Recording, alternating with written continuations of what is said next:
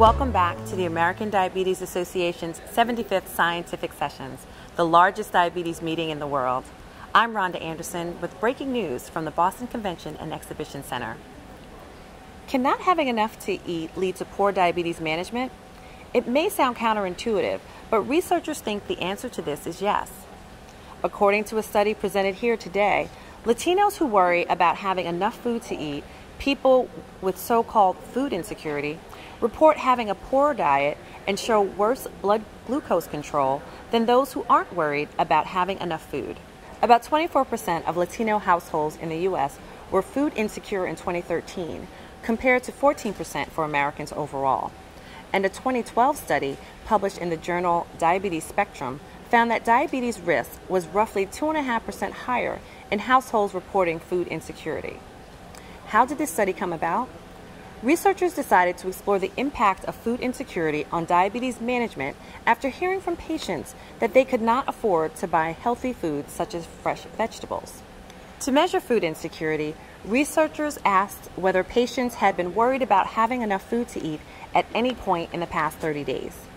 They also developed a tool to measure the amount of vegetables patients were eating at their main meal each day. Lastly, the research team measured patients' A1C levels, which is a 3-month measure of glucose control. They found that patients who were food insecure had higher A1C levels, an average of 9.9% versus 7.6% for those who were food secure. The American Diabetes Association recommends an A1C of 7% or less for most non-pregnant adults with diabetes. The study also showed that those who were food insecure ate fewer vegetables.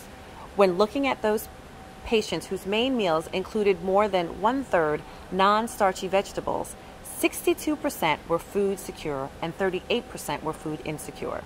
What's also interesting about this is there's no significant difference in body mass index, or BMI, between the two groups.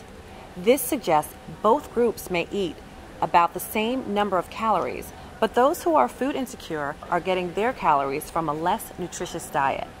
The findings underscore the importance of individualized diabetes management. Healthcare providers need to take into account not only their patients' socioeconomic status, but also food availability when discussing self-management. People who are food insecure require more help finding nutritious foods within their budget.